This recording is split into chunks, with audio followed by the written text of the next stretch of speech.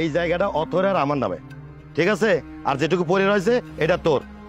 ভাইজান, আমারও তো শুধু এই ঘর ছাড়ার কিছু থাকলো না, সব জমি তো আপনারা দুজনের ভাগ বাটোয়ারা করে নিলেন। হ্যাঁ, আজকের পর থেকে তুই আর এই জায়গায় থাকতে পারবি না। আজকের পর থেকে এই জায়গায় তুই পা দেওয়ারও চেষ্টা করবি না। বড় ভাইজান, আপনার জায়গাও পা রাখলে ওকে ধরে পিটাবেন, সৎ ভাই কত মাথায় তুলতে হয় না। আসলে আমাদের কিছু টাকার প্রয়োজন ছিল, টাকাগুলো না পেলে বাড়ি ছেড়ে আমাদেরকে রাস্তায় এসে দাঁড়াতে হবে। টাকার অহংকার করলে একদিন পতন আসবেই আসবে। আল্লাহ চাইলে ধনীকে গরিব আর গরিবকে ধনী করতে এক মুহূর্ত সময়ও লাগবে না। Happy birthday to you, happy birthday to you, happy birthday dear Athoi, happy birthday to you.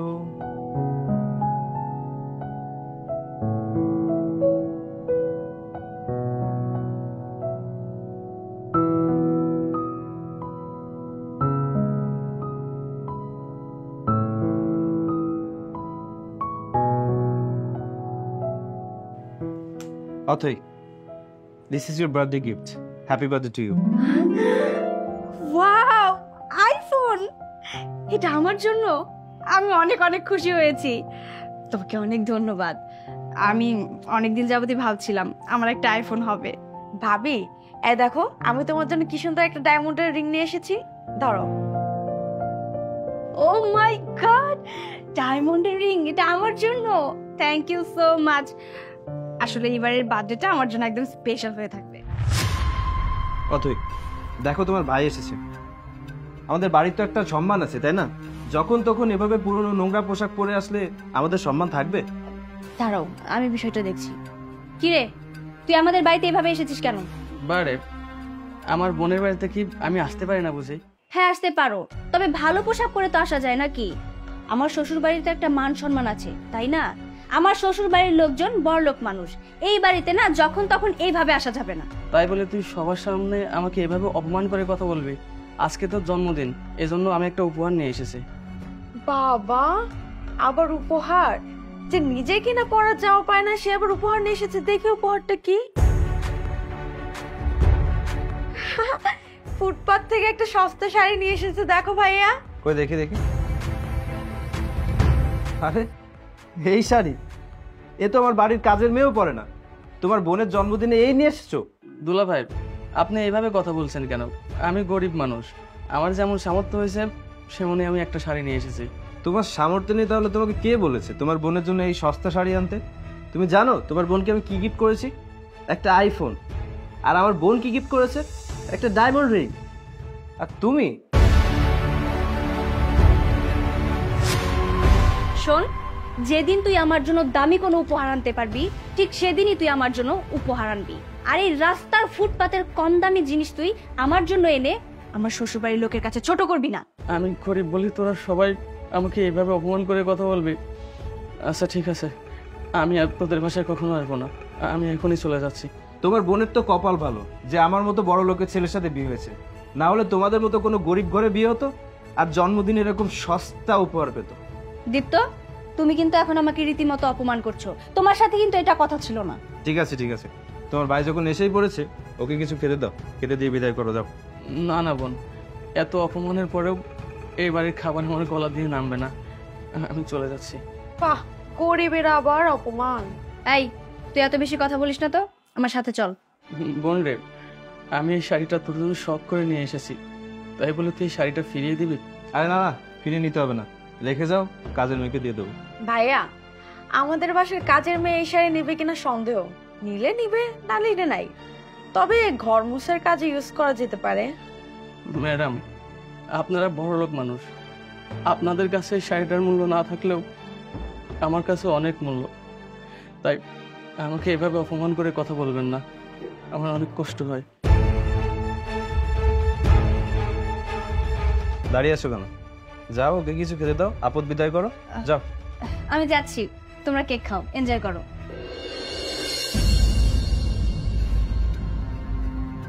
ভাবি, তুমি তোমার ভাইকে আমাদের সাথে চেয়ার টেবিলে বসাইছো, তার কি আর চেয়ার টেবিলে খাওয়ার অভ্যাস আছে? মাটিতে খেয়ে যার দিন কাটে, গরিব মানুষ। অতই, তোমার ভাইকে একটু বেশি করে মাছ মাংস দাও, মুখটা একদম শুকিয়ে গেছে। দেখে তো মনে হয় কোনোদিন মাছ মাংস চোখে দেখিনি। তুমি একদম ঠিক কথা বলছো ভাইয়া। ভাই, আমি খুব ভালোভাবে বুঝতে পেরেছি তুই আমাদের বাড়িতে এসেছিস ভালো মন্দ খাওয়ার জন্য। নে নে, তোর চোখের সামনে অনেক খাবার পড়ে আছে, পেট ভরে খেয়ে নে, যাতে বাড়িতে গিয়ে আজকে সারাদিন তোকে খেতে না হয়। বোন, নিজের ভাইকে এইভাবে সবার সামনে অপমান করা তোর উচিত হচ্ছে না। কষ্ট? কিসের কষ্ট? আমার তো কষ্ট পাওয়ার কোনো প্রশ্নই আসে না, কারণ তুই তো আমার নিজের ভাই না, তুই তো আমার সৎ ভাই। বোন, তুই আমার সাথে এইভাবে কথা বলতে পারলি? তুই আমাকে সৎ ভাই ভাবতে পারিস, কিন্তু আমি তো কোনো সময় সৎ বোন মনে করি নাই। আমি তোকে আমার আমার আপন বোনই মনে করেছি। আই শোন, এত কথা বলিস না। আমার বাড়িতে তো খাবার জন্য এসেছিস, চুপ করে খা না। ভাবি, কিসের জন্য একটা গন্ধ আসতেছে? হ্যাঁ বোন, আমিও অনেকক্ষণ ধরেই পাচ্ছি। আমার মনে হয় তোর শরীর থেকে গন্ধ আসছে, যে নোংরা। এর সাথে কি গন্ধ আসতেছে? ছি, আল্লাহই জানে কত যুগ ধরে এই সাতটা ধরে না, কি বাজে একটা গন্ধ। ভাইয়া, এর সাথে আমি এক টেবিলে কিভাবে খাবো? আমি এর সাথে এক টেবিলে খাইতে পারবো না। আমি এখানে বসে খেতে পারবো না, আমি হাত ধুয়ে নিলাম। দাঁড়ান দুলা ভাই, আপনাকে উঠে যেতে হবে না, এটা তো আপনাদেরই বাড়ি। আমারই তো ভুল হয়েছে, আপনারা আমাকে দাওয়াত দিয়ে নিয়ে এসেছেন, আবার কাইতে দিয়ে কুকুরের মতো ব্যবহার করছেন, অপমান করছেন। শোনেন দুলা ভাই, মানুষের দিন সবসময় ভালো যায় না, খারাপ সময়ও আসে। আমার এখন খারাপ সময় যাচ্ছে, এই জন্য আপনারা সবাই মিলে আমার সাথে খারাপ ব্যবহার করলেন। একদিন আমারও ভালো সময় আসবে, সেই দিন আপনার সাথে কথা হবে।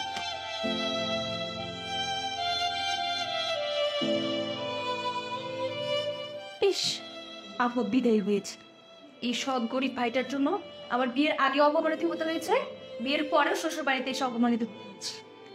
এরকম গরিব সৎ ভাই থাকলে তো অপমানিত হতেই হবে। খাও। ভাইয়া, তুমি কিন্তু কাজটা একদম ঠিক করোনি। আমাদের সব জায়গা জমি ওই সৎ ভাইটাকে দিয়ে রেখেছো। ওই বোকা শুকাটার কাছ থেকে যেভাবেই হোক জায়গা সম্পত্তি আমাদের করে নাও, আর ওকে অল্প একটু দিয়ে বুঝিয়ে দাও, তাহলেই দেখবে নেক্সট টাইম ওই সৎ ভাই আমাদের সাথে কোনো ঝামেলাই করতে পারবে না। হ্যাঁ, তুই একদম ঠিক কথাই বলছিস, এটাই করতে হবে। ভাইজান, আমার একটা কথা শুনেন। আপনাদের বোনের যে আপনাদের বাবা মায়ের সম্পত্তি থেকে ভাগ আছে না, ওই ভাগটা আমাদেরকে বুঝিয়ে দিন, আমরা সেটা বিক্রি করে একটা ব্যবসা শুরু করব নাকি? হ্যাঁ ভাইয়া, ও কিন্তু একদম ঠিক কথাই বলেছে। তুই যেহেতু বাবার বাড়ির সম্পদ এত তাড়াতাড়ি নিতে চাচ্ছিস, নিয়ে যা, কোনো সমস্যা নাই।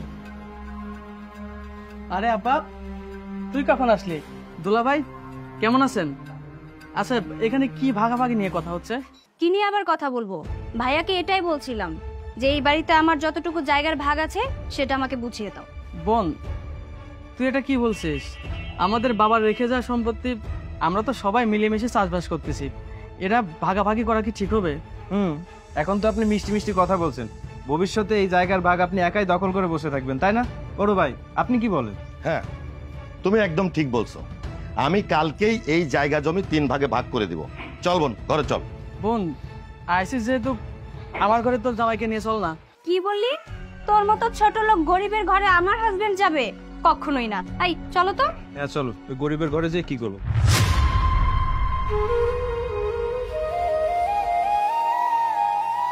হ্যাঁ আল্লাহ,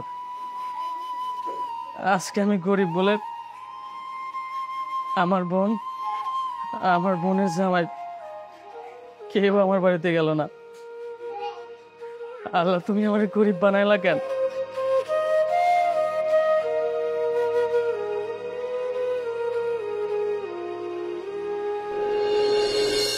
আর শোন, এই জায়গাটা অথর আর আমার নামে, ঠিক আছে?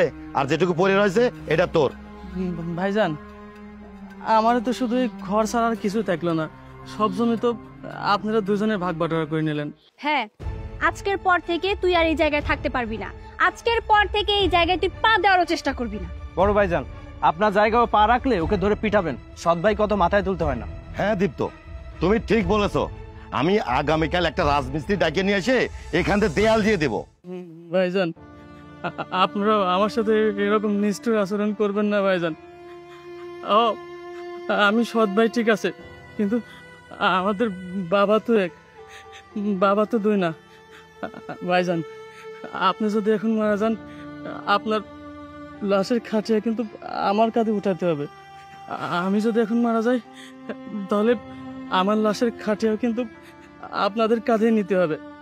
ভাইজান, আমি সৎ ভাই ঠিক আছে, মানতেছি, কিন্তু আমার সাথে এরকম নিষ্ঠুর আচরণ করেন না ভাইজান। আমার এই বাড়ি ছাড়া তো কিছু থাকলো না ভাইজান, মাটির জমি জমা সমস্ত কিছু আপনারা ভাগ করে নিলেন ভাইজান। আমি আমি কোথায় যাব? আমি তো পড়ালেখা করে নাই, চাকরি বাকরিও করতে পারবো না ভাইজান। ভাইজান, আমার আমার হক আমার দিয়ে দেন ভাইজান। বল আমার। দেখ ছোট, তোর জায়গা আমি ভাগ করে দিছি, ছোট বোনের জায়গা ভাগ করে দিছি, আমার জায়গা আমি ভাগ করে নিছি। এখন ছোট বোনের জায়গা জমি আমার নামে বিক্রি করে দিছে, আমি কিনে রাখছি। এখন আমাদের মাঝে কারো দিনা পানা নাই। ভাইজান, আমাদের টাকাগুলো আমাদেরকে বুঝিয়ে দেন, আমরা নিয়ে চলে যাই। আরে এটা নিয়ে তুমি কোনো টেনশন করো না, আমি ব্যাংক থেকে টাকা উঠায় রাখছি। তোমরা সন্ধ্যার সময় খাওয়া দাওয়া করে টাকা নিয়ে চলে যেও। ঠিক আছে ভাইয়া, তাহলে বাড়িতে চলো। আর হ্যাঁ, খবরদার আমি তোমাকে বলে দিচ্ছি, আজকের পর থেকে এই ছোট লোক গরিবটার আশেপাশে যেন আমি তোমাকে না দেখি, মনে থাকবে? আচ্ছা ঠিক আছে, চল।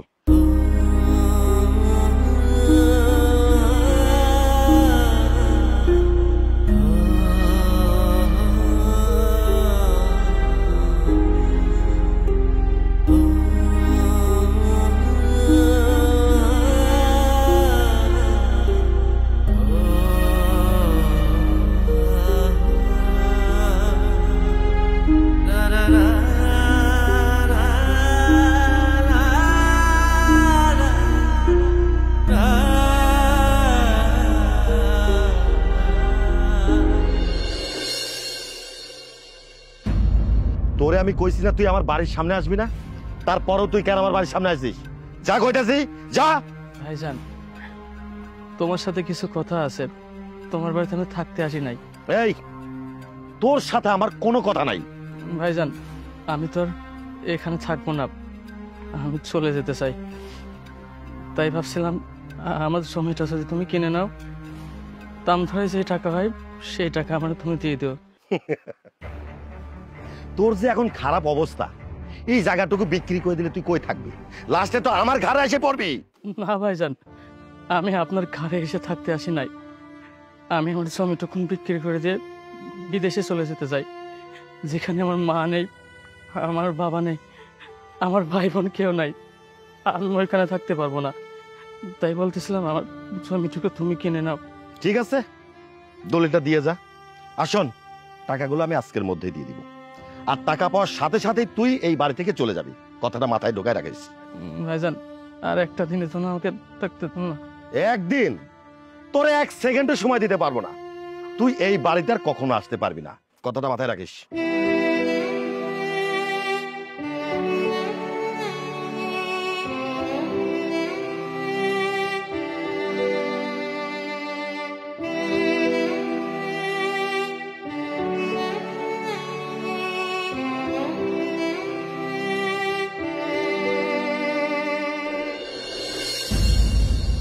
ভাইয়া, ভাইয়া।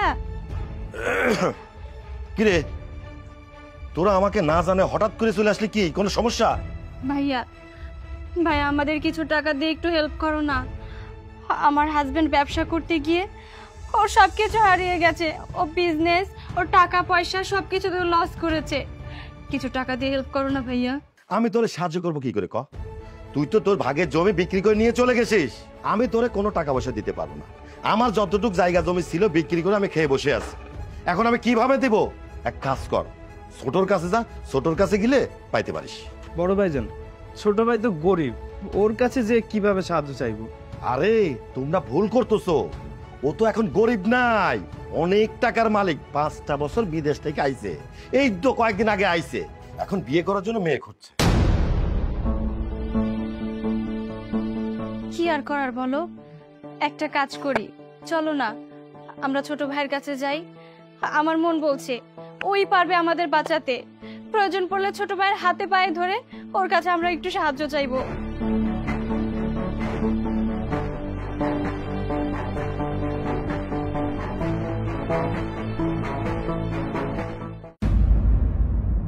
ভাই, তুই ভালো আছিস? আসলে তোর কাছে আমরা একটা বিপদে পড়ে এসেছি। হ্যাঁ, তুই ভাবতে পারিস যে আমরা আমাদের স্বার্থের জন্য তোর কাছে এসেছি, কিন্তু বিশ্বাস কর আমরা আসলে মানুষ চিনতে ভুল করেছি। যে আমার নিজের মায়ের পেটের ভাই, আমার রক্তের ভাই, সে আজকে আমাকে ডিরেক্ট বলে দিয়েছে সে আমাদের টাকা দিয়ে কোনো হেল্প করতে পারবে না। সেজন্য বাধ্য হয়ে তোর কাছে এসেছি। বিশ্বাস কর আমরা অনেক বড় বিপদে পড়েছি, না হলে তোর কাছে আসতাম না। আমি এটা মানি যে আমরা সবাই মিলে তোর সাথে একটা সময় অনেক খারাপ আচরণ করেছি, অনেক কটু কথা বলেছি। যতই হোক তুই তো আমার ভাই, তাই তোর কাছে আমি ক্ষমা চাচ্ছি ভাই, পারলে আমাদের মাফ করে দিস। ও সমস্ত কথা বাদ দাও, এখন আমার কাছে কি জন্য এসেছো সেটা ক্লিয়ার করে বলো। আসলে আমাদের কিছু টাকার প্রয়োজন ছিল, টাকাগুলো না পেলে বাড়ি ছেড়ে আমাদেরকে রাস্তায় এসে দাঁড়াতে হবে। আসলে তোমার সাথে যেটা করেছি কোনো মুখ নেই তোমার কাছে সাহায্য চাওয়ার, কিন্তু এখন আমরা নিরুপায়। আজকে কয়টা টাকার জন্য তোমরা আমার পায়ে এসে পড়েছো, মনে আছে ওই দিনের কথা? আমাকে বাড়িতে ডেকে নিয়ে খাইতে দিয়ে কি করেছিলে? কুকুরের মতো দূর দূর করে ব্যবহার করে তাড়িয়ে দিয়েছিলে। আমি কিন্তু সেদিনের কথা ভুলিনি, আমার এখনো মনে আছে। আমি তোমাদেরকে আমার আপন লোকই মনে করেছি, কিন্তু তোমরা আমাকে কখনো আপন মনে করোনি। এই যে তোমার আপন বড় ভাই আজকে স্বার্থের লোভে তোমাকে বাড়ি থেকে দূর দূর করে তাড়িয়ে দিয়েছে। না, আমি তোমার আপন বড় ভাইয়ের মতন করতে পারবো না। আমি তোমাদের মতন লোভী আর অহংকারী না। কথায় আছে না, টাকার অহংকার করলে একদিন পতন আসবেই আসবে। আল্লাহ চাইলে ধনীকে গরিব আর গরিবকে ধনী করতে এক মুহূর্ত সময়ও লাগবে না। হ্যাঁ, আমি তোমাদেরকে ক্ষমা করে দিয়েছি, আমার ও সমস্ত কোনো কথাই মনে নেই। যাই হোক, আজকের পর থেকে তোমাদের আর অন্য কোথাও থাকতে হবে না। দোলা ভাই, আপনারা দুজন আজকের পর থেকে আমাদের বাড়িতে থাকবেন, আসেন।